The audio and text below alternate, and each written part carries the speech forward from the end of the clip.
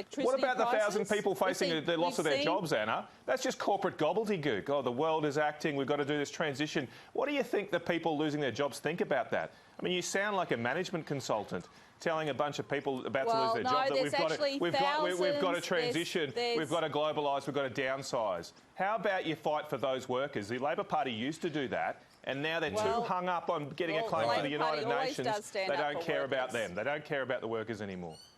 Welcome back. The Albanese government's $10 billion Housing Future Fund is under the microscope this morning. The National Audit Office concerned it's failing to produce taxpayer value or meet required home targets. A newsflash. They ain't going to get there. National Senator M.Canavan and former Queensland Premier Anastasia Palaszczuk join us to discuss.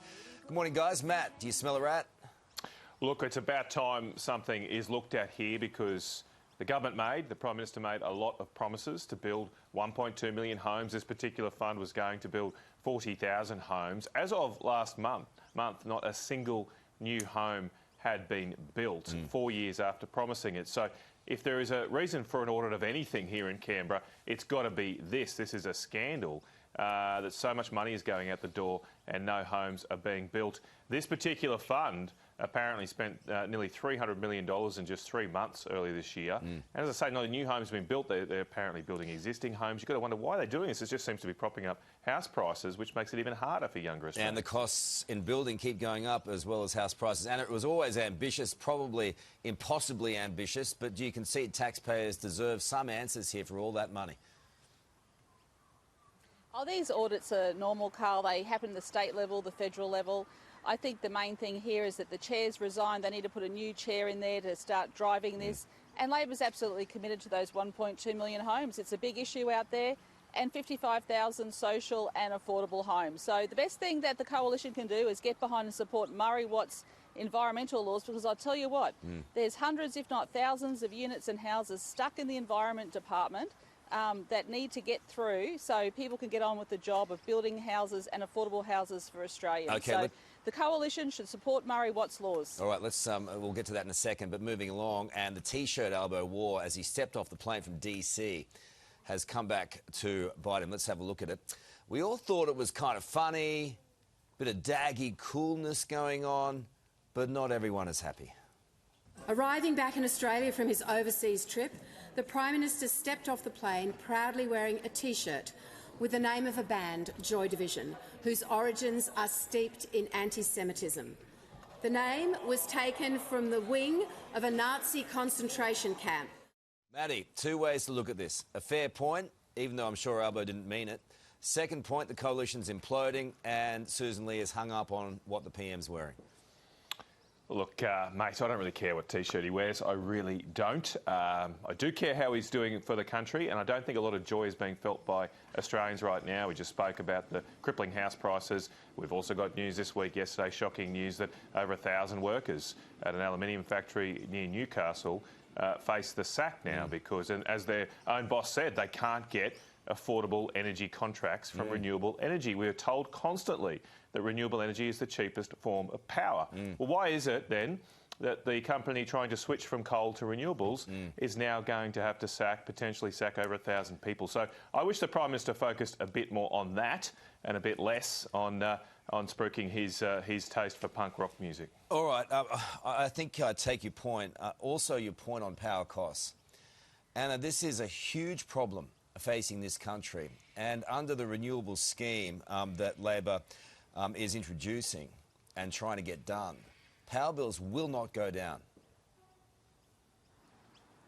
Well, what we know is that renewables are the future. There's a huge split between the Liberals and the Nats because the Liberals support net zero in the cities and the Nats don't in the country. And let me say, this is where the world is heading. Australia can't be left behind.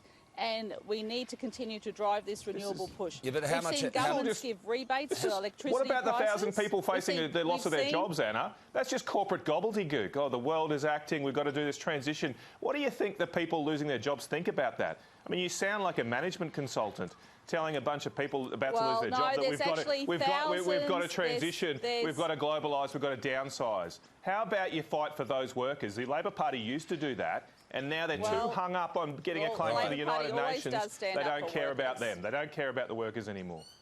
Anna, your Well, response. the world is moving, Matt. Maybe you need to...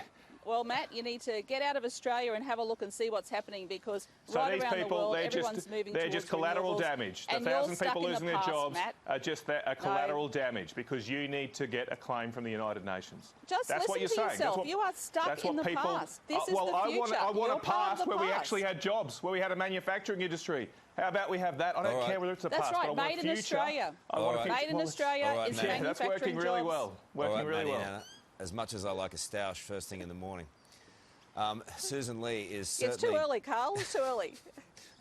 No, I get what Maddie's saying. It's very early up there in Queensland. I do. Look, senior Libs, Matt, are saying disunity is death this morning. What a revelation that is.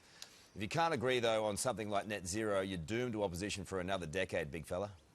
Well, we've got to obviously get together on this. There's no doubt about that. But as I say, I much prefer to be fighting for people's jobs and worrying about whether or not I agree with everybody here in Canberra. I mean, that's why we're in this mess, because people down here, the most dangerous thing for people down here in Canberra is a debate. The most ostracised you become down here in Canberra is when you have a different opinion.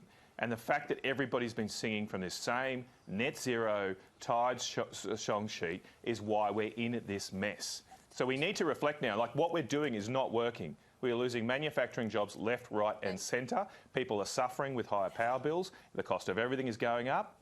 Isn't it about time we do something different? All right, Maddie, thank you so much. Anna, we'll have a laugh with you next week, hopefully. Go well, guys. Okay. Important stuff. Sarah. Yeah, they were fired up this morning, Carlos, weren't they? Well, your 7am news is just...